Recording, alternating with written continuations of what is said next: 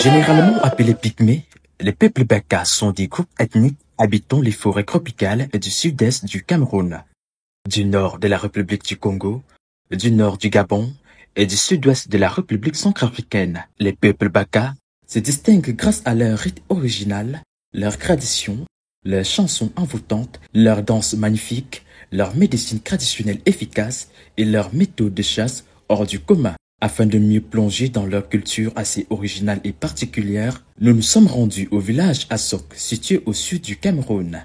Peuple chaleureux et très accueillant, les Baka sont généralement de courte taille et selon certains renseignements, cela est dû au fait qu'ils restent généralement en forêt.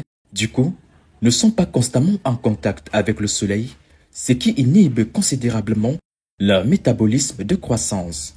Nous avons eu la chance de participer aux funérailles d'un des anciens du village, au nom de Sans-Peur, décédé il y a quelque temps, et par ailleurs, ancien président de l'association Kobo et chef traditionnel Baka.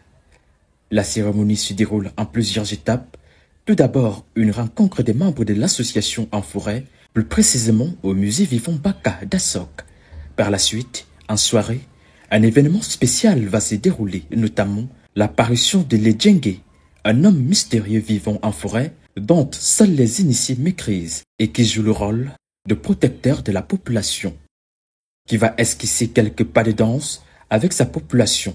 Encore appelé le génie, Ledjenge fait son apparition vêtu d'un costume au jeune feuillage de raffia confectionné par les initiés.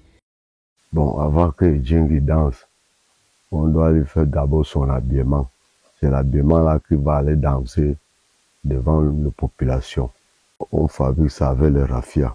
Et quand il déjà dansé, il porte ça à partir de 18h. Et Djeng, c'est une truc fantôme qui sort en forêt. Donc c'est les grands-parents qu'ils ont laissé les traditions. Fort est de constater que les Baka ont de plus en plus la taille, ce qui explique aussi une perte considérable de leurs us et coutumes. Nous avons constaté quand même que le peuple Baka, malgré tout, a des personnes qui ont décidé de préserver et de promouvoir cette culture. Malgré quelques éléments que nous avons aussi constatés, c'est-à-dire une population, une jeunesse qui a perdu beaucoup de valeurs. Dans cette localité de Mintom, plus précisément à Assok, l'on retrouve un musée vivant des peuples Baka, de plusieurs hectares de forêt. Ce musée est le symbole même de la culture Baka dans son intégralité. Le changement climatique, nulle part le Baka est responsable de ces termes nouveaux. Le Baka pleure. La valorisation de cette culture est fondamentale pour la gestion durable de ces 60 000 que nous souhaitons que chacun apporte du sien pour la sécurisation. Les peuples Baka perdent de plus en plus leur culture, ceci dû à plusieurs facteurs, notamment la non-transmission de génération en génération, l'exploitation abusive des forêts qui constituent leur milieu de vie.